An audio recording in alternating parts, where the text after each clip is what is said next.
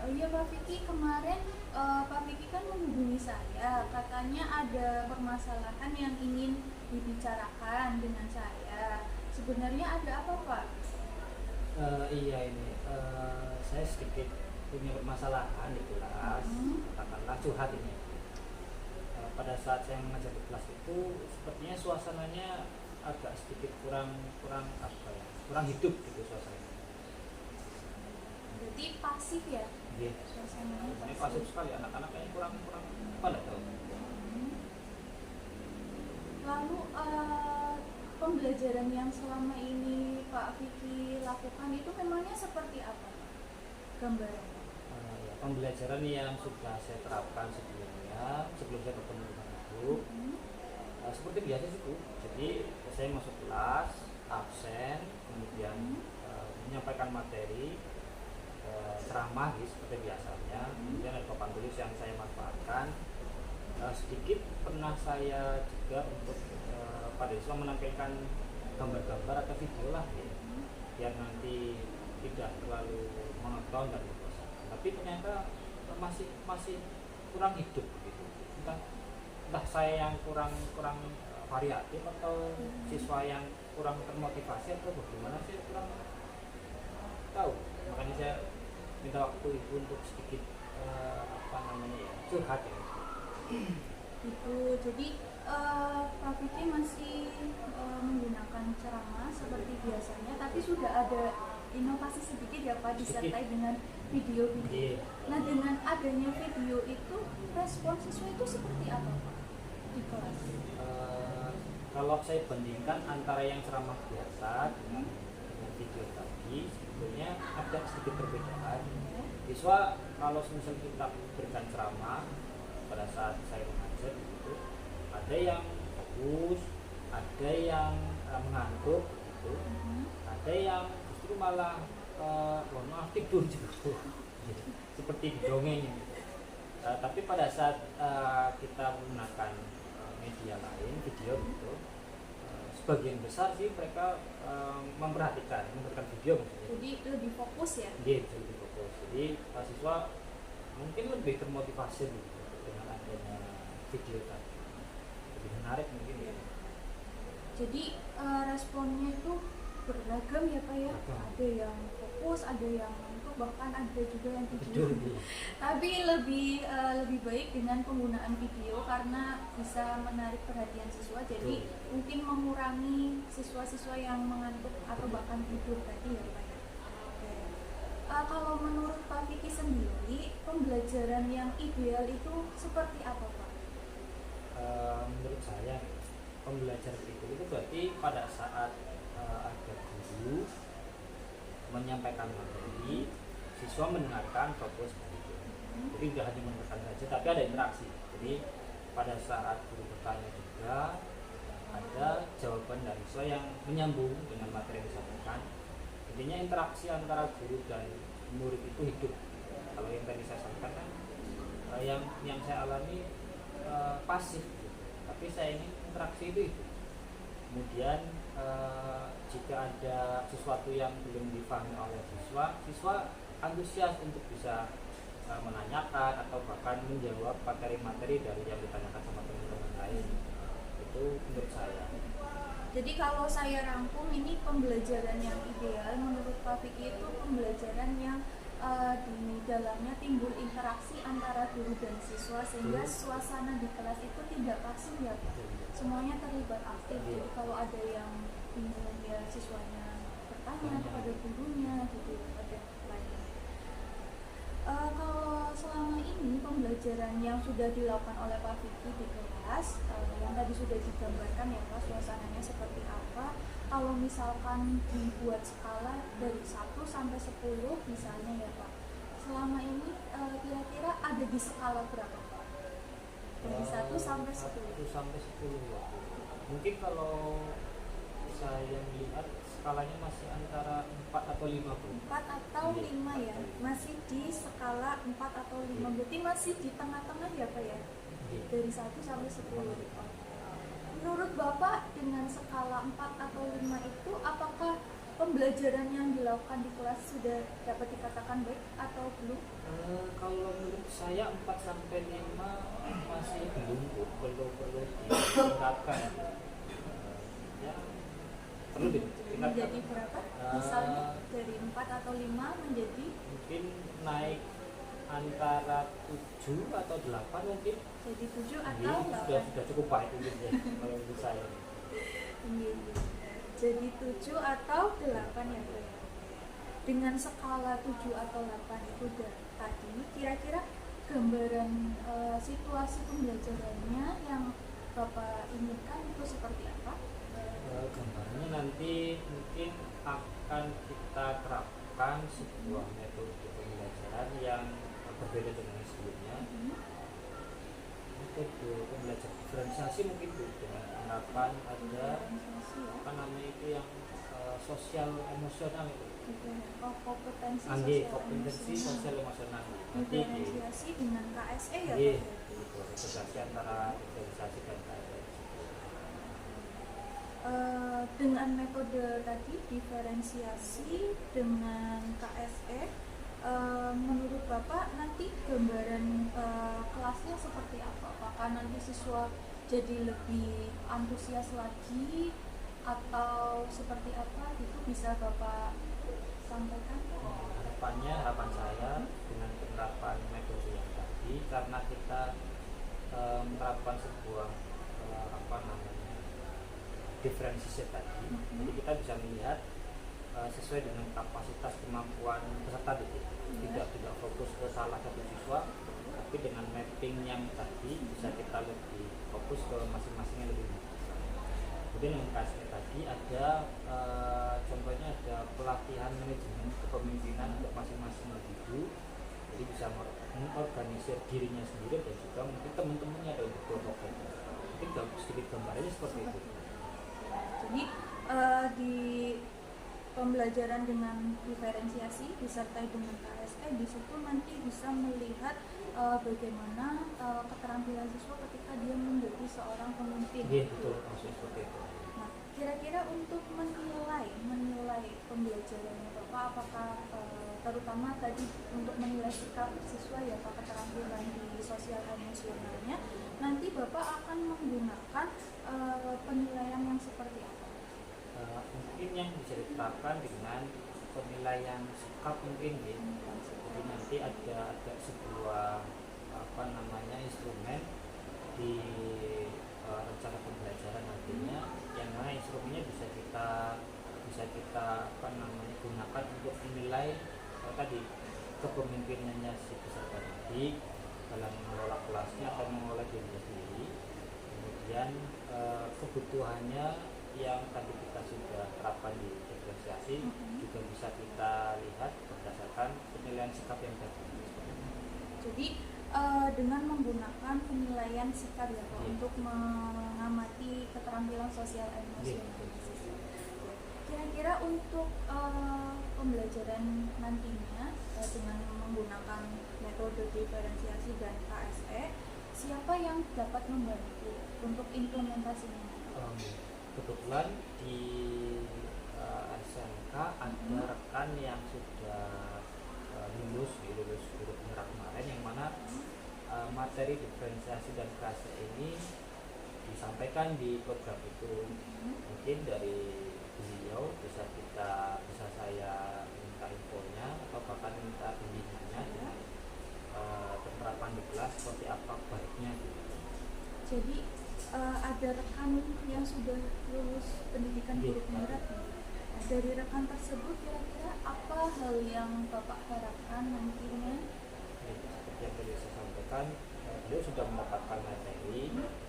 Harapannya dengan saya juga berkonsultasi, kemudian minta bimbingan arahan, entah itu secara administrasi untuk pembelajarannya seperti apa, kemudian penerapan di kelas seperti apa, atau mungkin bahkan bisa jadi pada saat saya di kelas begitu bisa ikut melihat lah atau mengamati, atau rekan bahasanya kalau di sini itu tim teaching gitu.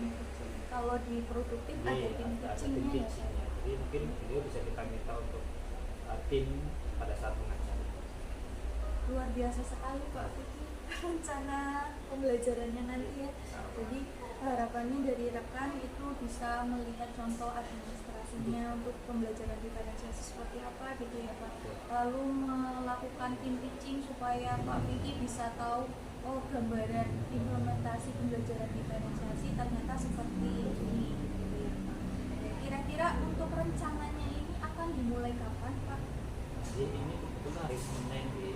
Mungkin untuk jadwal teachingnya beliau itu yang saya udah hari ini, cuma karena saya membuat rencananya hari ini minggu depan nih. Kalau Senin depan mungkin bisa kita jalan bareng timnya. Oke, jadi akan rencana akan dimulai minggu depan ya Pak. Insya Allah. Nah, kira-kira kalau dari saya sendiri ada tidak Pak mungkin semacam bantuan gitu yang bisa saya berikan untuk Pak Vicky? Ini kalau itu tidak ada kesibukan ya, barangkali nanti saya bareng dengan Pak Anung tadi rekan kerja yang kita mintakan bantuan, barangkali kita mendapatkan itu juga. Berarti ada waktu bisa masuk ke kelas mungkin ya, bahasanya mungkin para mensupervisi yang kurang apa, yang kurang sesuai apa, evaluasinya bagaimana, barangkali kita berjalan ke arahan ya, mungkin saya mohon kesediaan untuk bisa ikut membimbing saya juga. Insya Allah ya Pak ya. Jadi minggu depan hari Senin Insya Allah saya nanti luangkan waktu untuk mengobservasi kegiatan pembelajaran yang sudah Pak Vicky rencanakan tadi ya. Ada lagi Pak yang ingin disampaikan sepertinya tadi dari yang sudah Pak Vicky gambarkan tadi sudah sangat bagus sekali rencananya. Semoga nanti tidak ada hambatan ya Pak, semuanya berjalan sesuai dengan apa yang Pak Vicky harapkan. Ada lagi yang mau disampaikan? Yang disampaikan sementara ini mungkin satu, terima kasih sudah menyempatkan waktu di OPI, terima kasih besarnya untuk mau apa ya Pak, mau berngobrol sebentar curhat itu untuk menyampaikan keluh kesah saya tentang pengajaran yang selama ini saya lakukan. Terima kasih sudah ada waktunya, dan mungkin tadi minta waktu minggu depan kalau semisal itu ada. Insya Allah. Sekali lagi mohon maaf, terima kasih sudah apa namanya membimbing. Di sini kita sama-sama belajar ya Pak ya. Jadi tidak ada yang menggurui satu sama lain. Kita sama-sama belajar. Gitu, Pak. Jadi jangan sungkan kalau mungkin lain kali ada yang ingin diobrolkan lagi dengan saya insya Allah selalu meluangkan waktu untuk Bapak. Terima kasih sekali. Sama-sama Pak Vicky. Jadi saya pamit dulu nih Pak. Assalamualaikum. Salam.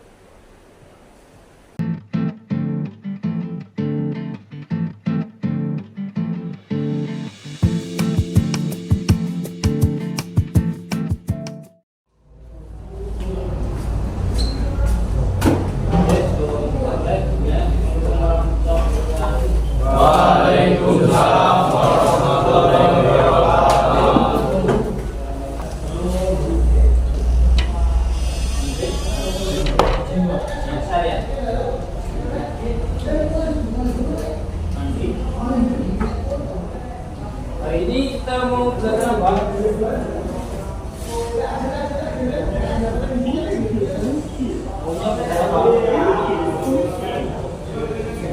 Kemarin kita bahas tentang transmisi manual. Kita coba review transmisi manual. Ada yang masih ingat ya? Coba untuk hari ini pertama kata nama. Saudara ya, review materi yang kemarin sudah kita jadi bersama-sama. Yang namanya review. Bedakan Nama saya Muhammad Radhi Natasha di kelas 1. Jadi saya di sini untuk mereview materi kemarin tentang transmisi manual. Yang saya ketahui,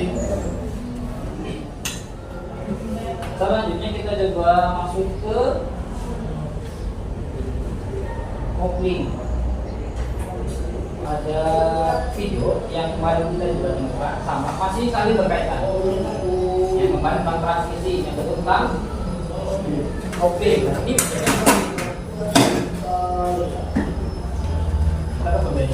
jadi ada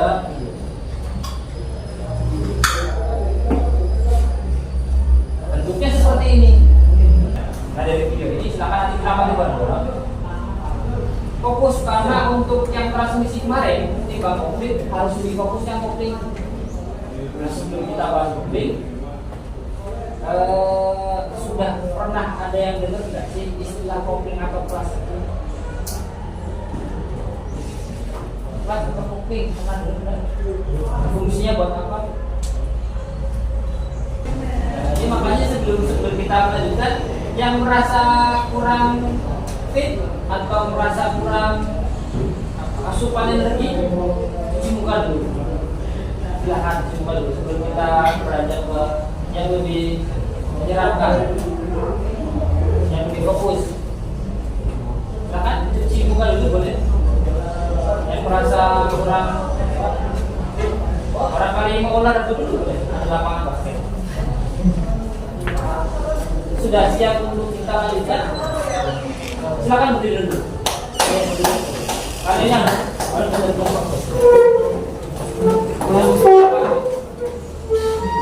angkat tangan ke atas. Silakan kalian tegakkan dari bawah ke atas, kemudian tangan ke samping. Sudah siap ya?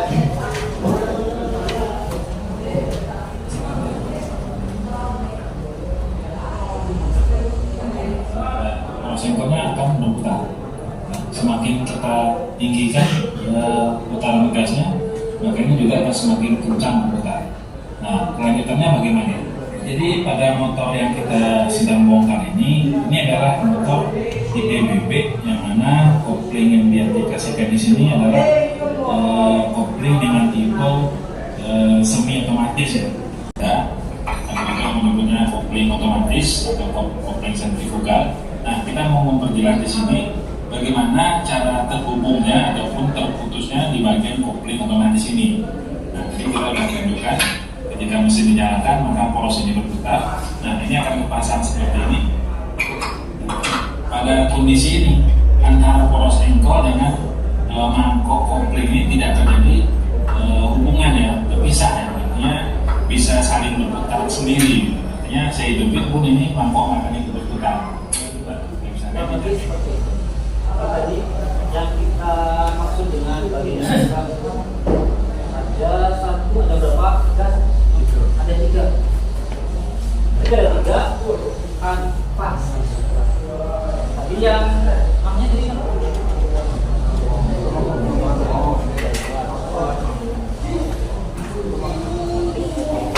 Kopling boleh, boleh masuk kopling boleh. Nanti tapi ada bahasa teknisnya.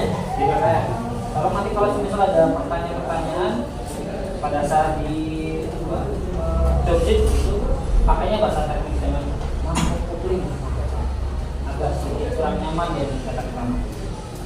Berputar bersama poros tidak? Berputar bersama poros tidak? Kalau ini bisa mengembang tidak? Bisa. Gimana caranya dua komponen ini bisa bergerak secara bersamaan? Tadi gimana? Pada saat ini dibuka, nafasnya tahu-tahu bergerak, mengembang. Yang akhirnya ini bergerak. Saya kan ditanya bagian dalamnya. Namanya kopling apa tadi? Kopling. Kopling. Yang dimaksud saya dari bagian mana sih? Naikkan putaran mesin, maka putaran sumbu akan semakin kencang, maka kanvas ini akan terlempar oleh gaya sentrifugal.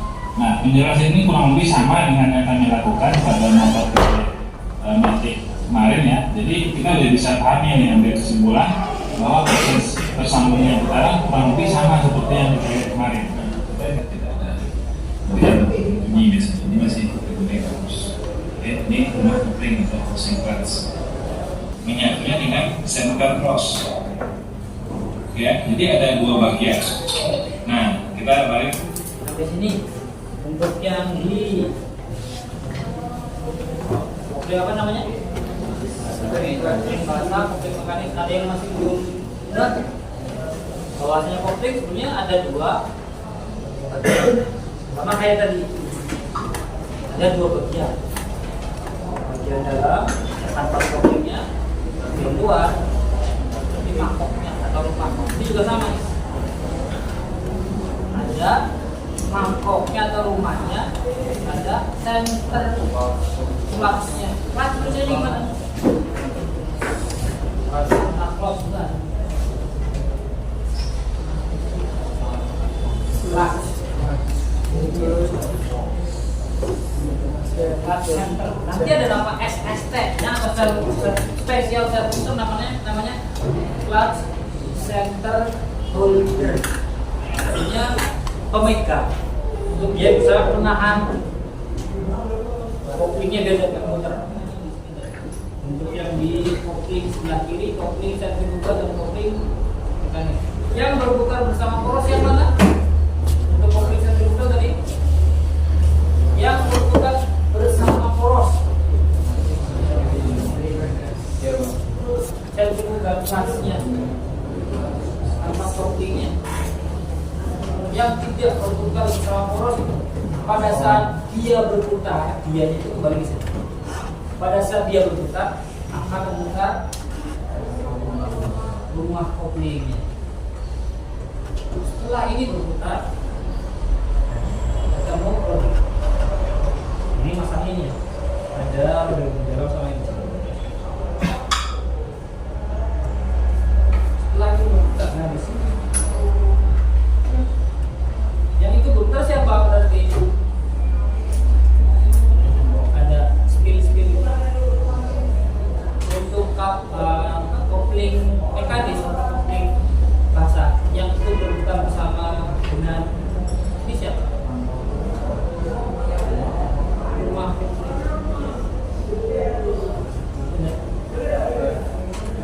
Rumah koplingnya yang bebas atau berputar?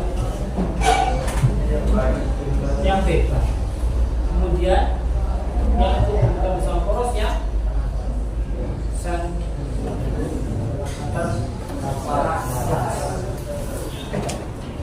jadi demikian kurang lebih cara kerja daripada kopling mekanis pada motor tipe semi otomatis yang kita lihat ini. Oke, itu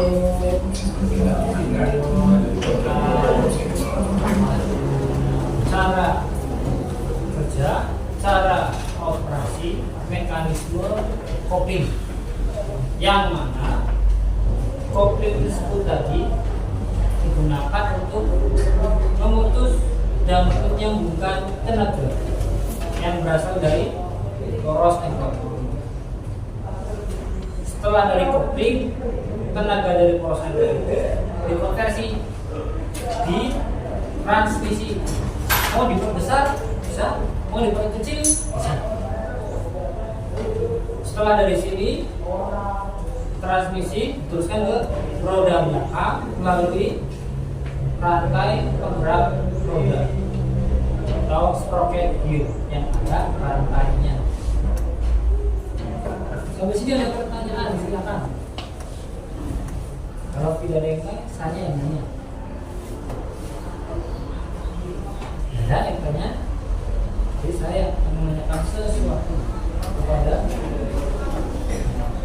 saudara jawani dengan nomor absen 29. Atas nama siapa? Oke, saudari Putri Angel. Apa yang Anda ketahui tentang kopling? Pertanyaannya, apa yang Anda ketahui?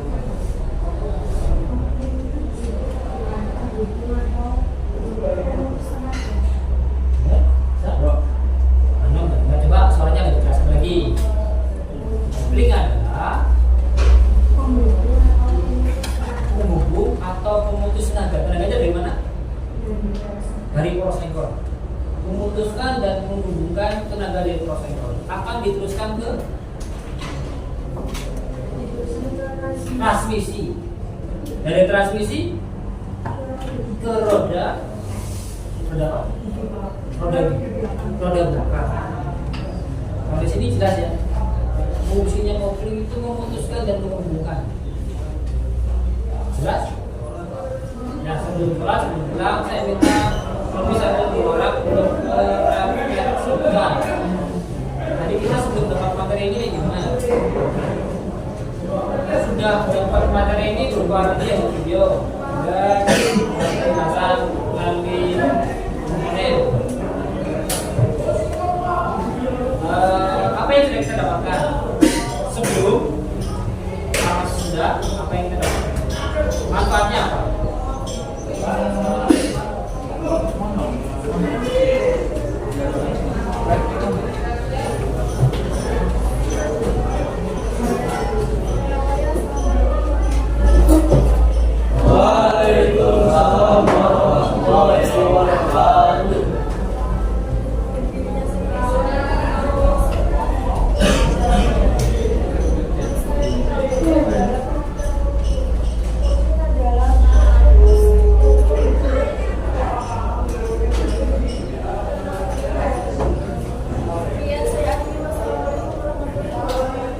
Waalaikumsalam warahmatullahi wabarakatuh.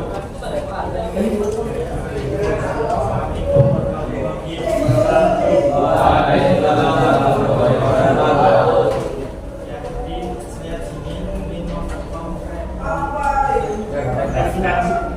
Materi tadi adalah materi kopling. Jadi adalah seolah menghubung atau memutus tenaga dari sentrol ke transmisi. Sekian, terima kasih. Wassalamualaikum warahmatullahi wabarakatuh. Waalaikumsalam warahmatullahi wabarakatuh. Terima kasih yang sudah menyaksikan. Komponen kopling banyak.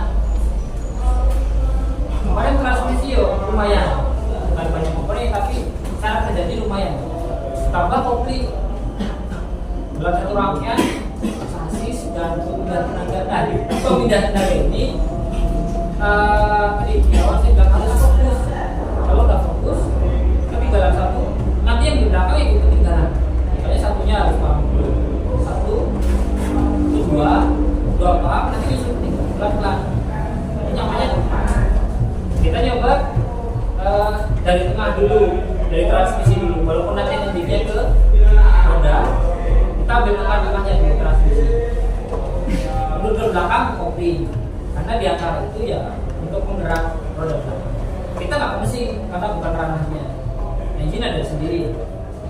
Dan tadi saya bilang sumbernya dari mana? Kerja proses gimana? Naik turunnya piston. Kok bisa naik turun dari ban bakar? Silakan nanti sistem ban bakarnya dipahami dengan baik dan nanti tahu kenapa sih proses-prosesnya bisa gerak, kenapa sih dia bisa gerak naik turun. Nah setelah kalian tahu, nanti di sini maksudnya. Awalnya di sini. Selain bisa muter, terus mau ngapain kemana? Mau dikirimkan kemana tenaganya? Kalau sudah dikirimkan tenaganya, tenaga itu mau diapakan? Mau dikonversi jadi apa? Jadi momen. Gimana sih momennya? Di roda itu sesuai dengan kebutuhan. Ada putaran menengah, putaran bawah, menengah dan atas. Ada beban yang diterima sama sepeda motor. Ada beban kecil, ada beban menengah, ada beban berat. Ada putaran bawah, menengah, atas. Itu fungsinya. Itu yang bisa kita sampaikan untuk yang di kopling terkait dengan sambungan transmisi. Tolong dikaitkan. Sebelum kita akhiri, sekali lagi ada pertanyaan dari kalian? Tidak ada? Kalau tidak ada, saya sekian. Terima kasih. Jangan lupa untuk apa di bawah. Sekian. Assalamualaikum warahmatullahi wabarakatuh. Waalaikumsalam warahmatullahi wabarakatuh. Terima kasih Pak.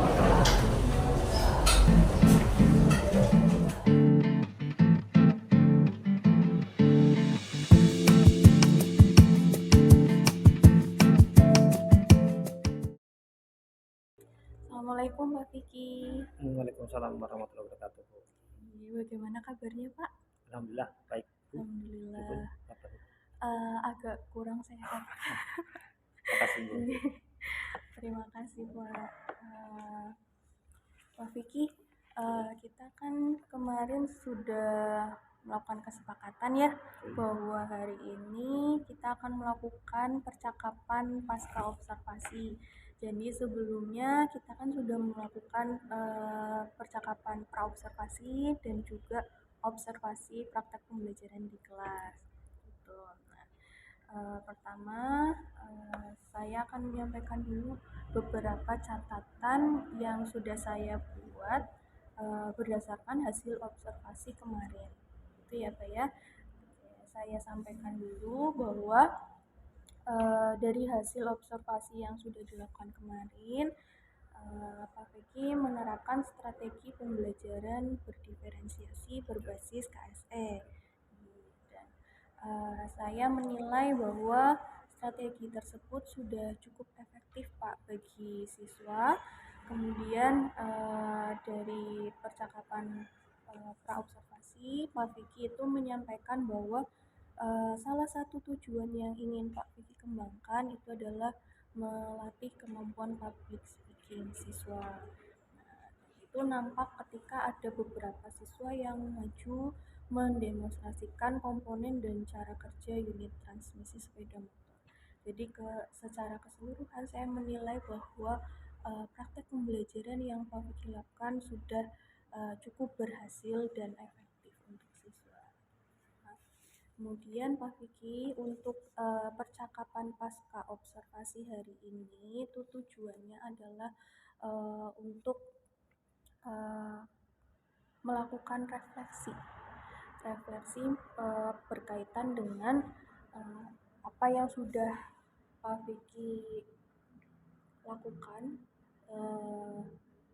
yang sudah Pak Vicky praktekkan di kelas kemarin, hasilnya seperti apa, kemudian nanti rencana tindak lanjutnya seperti apa, dan barangkali Pak Vicky memiliki rencana pengembangan diri, nanti bisa disampaikan pengembangan dirinya dalam bentuk apa, dalam hal apa, begitu ya Pak.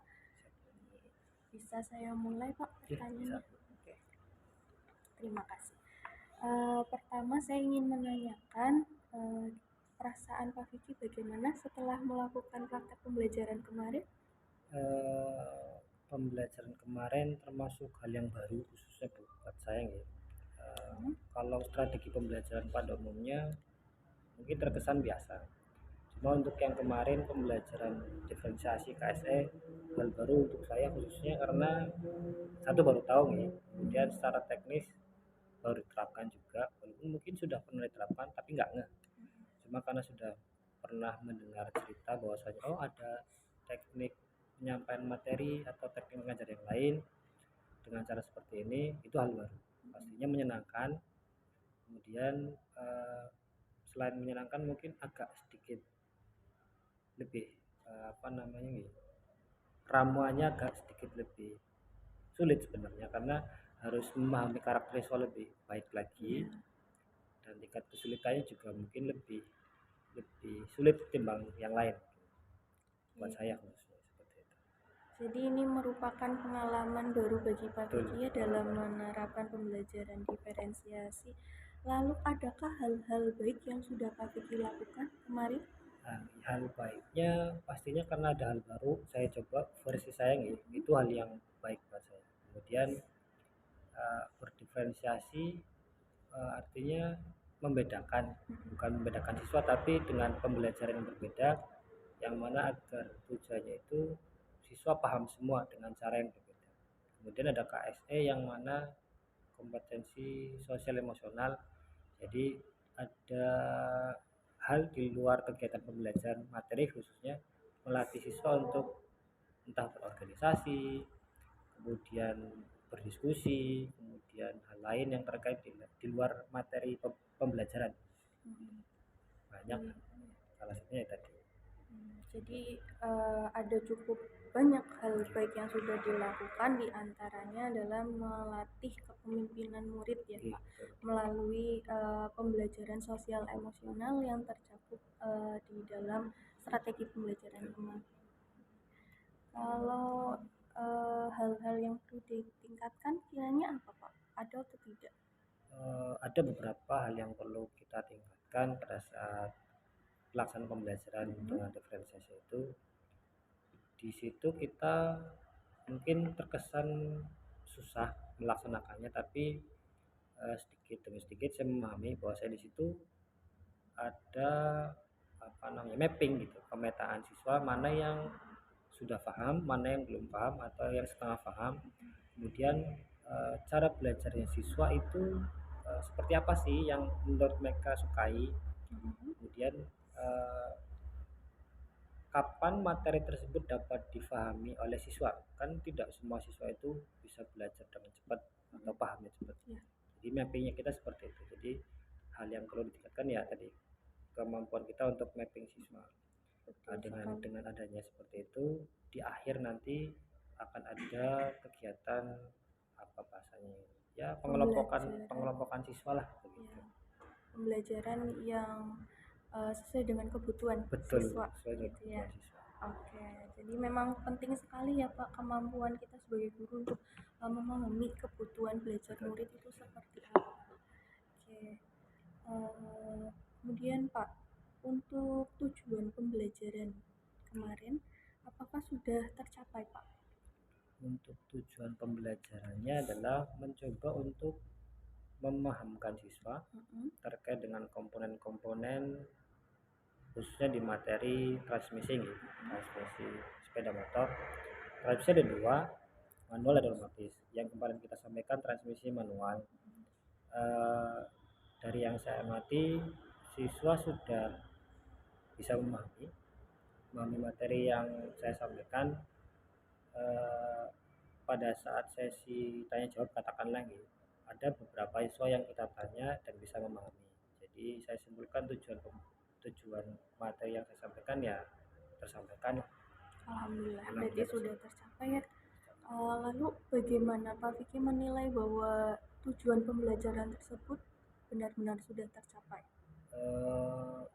Sebelum kegiatan materi biasanya kita melakukan kilas balik materi atau review materi yang katakanlah minggu kemarin kita sampaikan, masih ingat atau tidak. Nah di hari itu untuk materi yang disampaikan ada juga semacam review atau refleksi.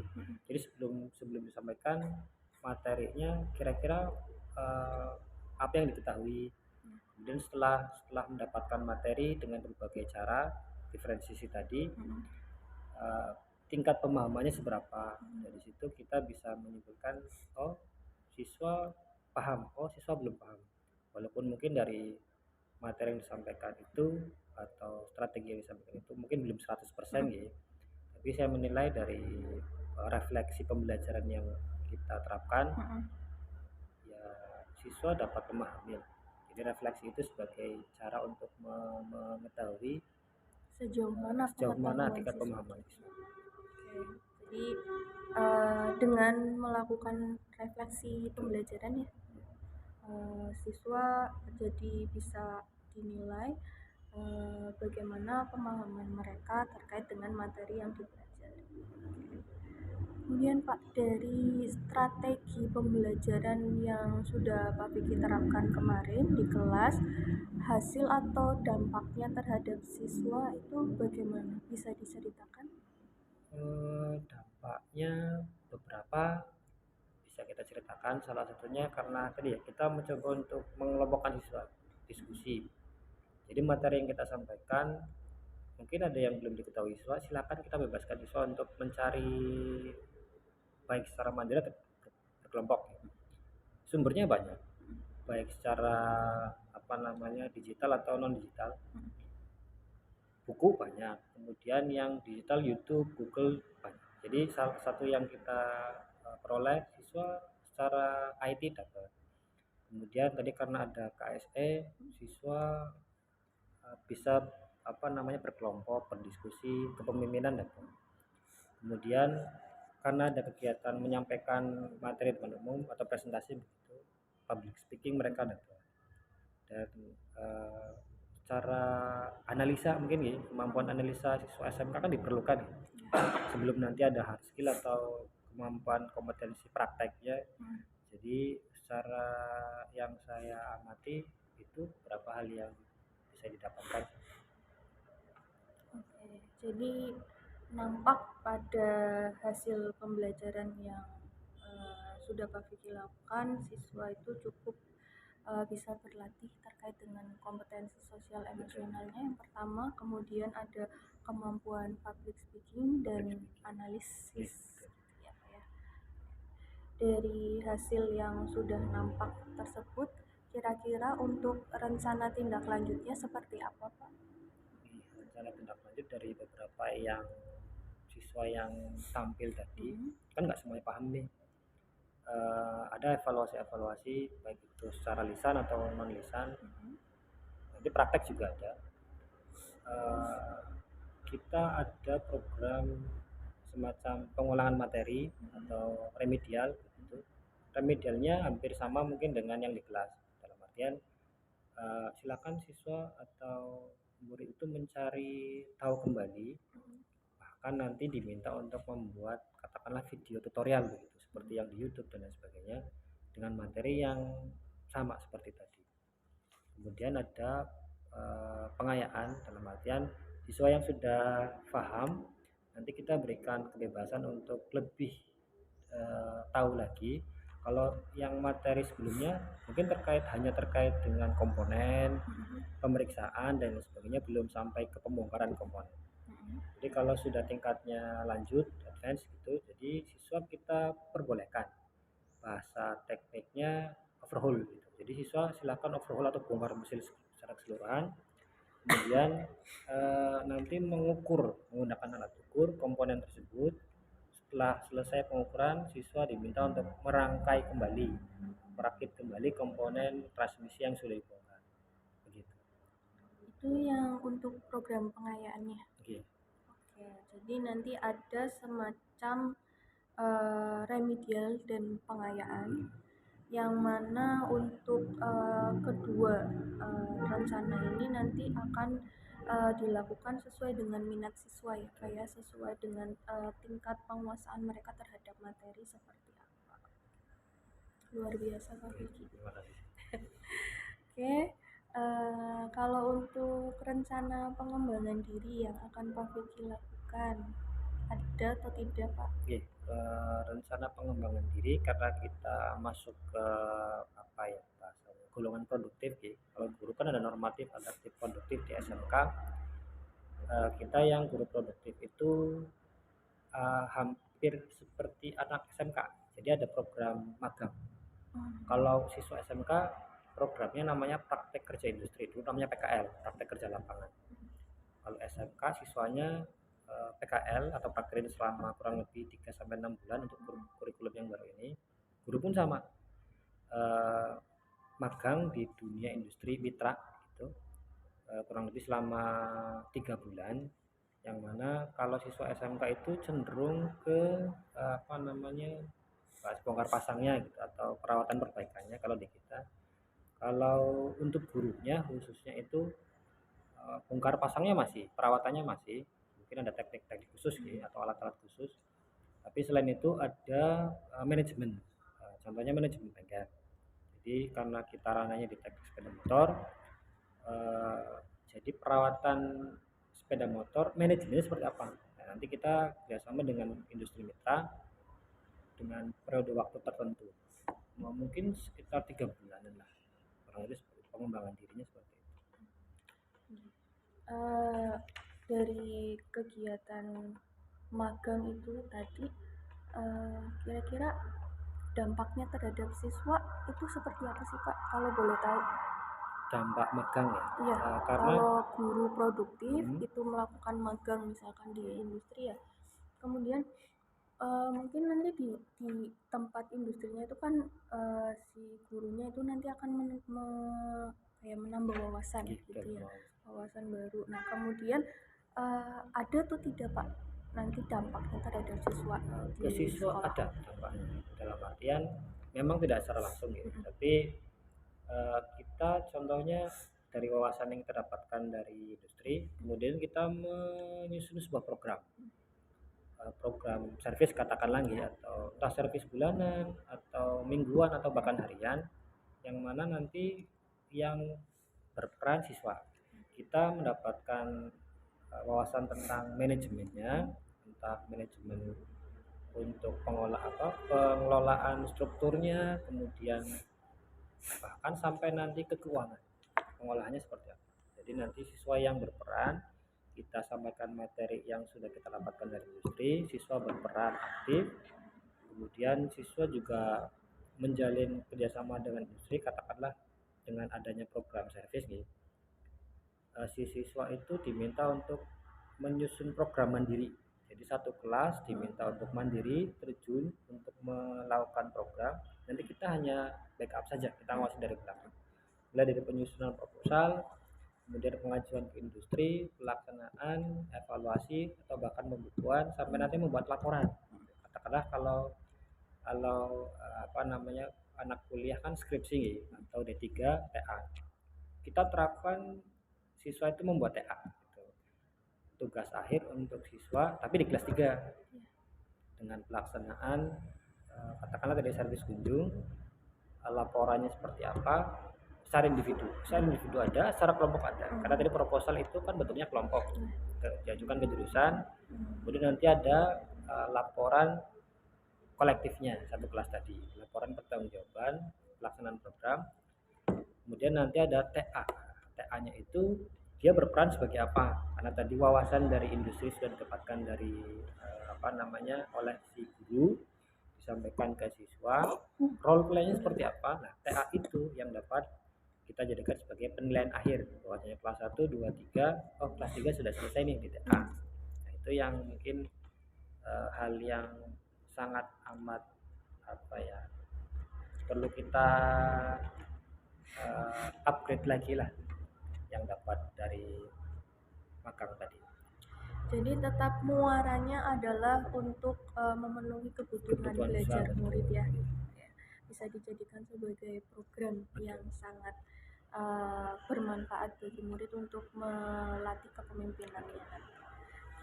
Kemudian Pak, untuk melakukan rencana-rencana tadi, adakah pihak-pihak yang ingin Bapak libatkan?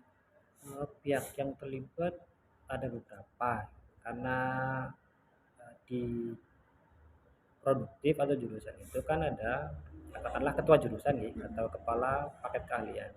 Jadi beberapa rekan guru itu diplot atau dibagi jadwal magangnya kapan, di mana, pastinya berarti atau bahkan bersama dengan rekan guru yang lain.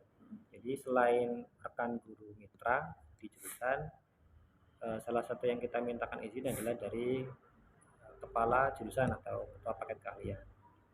Kemudian selain ketua paket keahlian ada kepala sekolah, karena kan kita bahasanya keluar dari jadwal mengajar, jadi harus izin dengan ibu kepala sekolah untuk mengizinkan kita melaksanakan program magang di luar sekolah.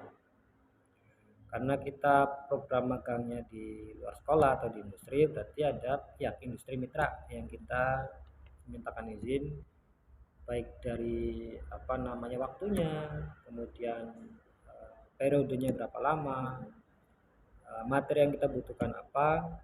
Jadi kita koordinasi dengan industri terkait untuk hal tersebut. Jadi itu mungkin beberapa yang berhubungan langsung dengan program magang pihak terkaitnya itu. Jadi ada beberapa pihak yang mungkin Pak Vicky nanti libatkan, diantaranya tadi ada rekan guru, ada kapro, kepala sekolah, dan juga mitra industri. Semoga nanti rencananya berjalan dengan lancar ya Pak Vicky. Harapannya nanti apa yang sudah Pak Vicky rencanakan ini, seperti yang tadi sudah disampaikan, bisa memfasilitasi murid untuk belajar supaya nanti hasilnya itu lebih optimal dan kita selaku pendidik itu bisa berkontribusi dalam meningkatkan mutu pendidikan di Indonesia. Amin ya rabbal alamin. Baik Pak Vicky, terima kasih untuk percakapan pasca observasi hari ini. Saya rasa sudah cukup. Jadi dari kesimpulan dari apa yang tadi kita diskusikan bersama, diantaranya Pak Vicky sudah menerapkan pembelajaran berdiferensiasi berbasis KSE dan tujuan pembelajaran yang Pak Vicky cantumkan di RPP itu sudah tercapai dengan baik. Kemudian untuk rencana tindak lanjut yang akan Pak Vicky lakukan yaitu dengan mengadakan remedial dan pengayaan yang disesuaikan dengan minat siswa. Adapun rencana pengembangan dirinya tadi ada magang ya Pak ya di mitra industri, dan untuk pihak-pihak yang dilibatkan antara lain ada rekan sejawat, kaprok, kepala sekolah, dan tentunya dari industri itu sendiri. Begitu Pak Vicky. Ada lagi yang ingin Bapak sampaikan sebelumnya? Mungkin cukup dulu. Kalau begitu saya ucapkan terima kasih atas kehadiran Pak Vicky, sudah berkenan untuk melakukan supervisi ya Pak ya, mulai dari kegiatan percakapan praobservasi, kemudian observasi di kelas, dan terakhir hari ini kita melakukan percakapan pasca observasi. Semoga apa yang kita lakukan ini kedepannya bisa menjadikan kita menjadi sosok pendidik yang bisa menebarkan manfaat bagi murid-murid kita ya Pak ya. Amin ya rabbal alamin. Baik Pak Vicky, saya tutup dulu percakapan hari ini. Terima kasih sekali lagi. Assalamualaikum warahmatullahi wabarakatuh.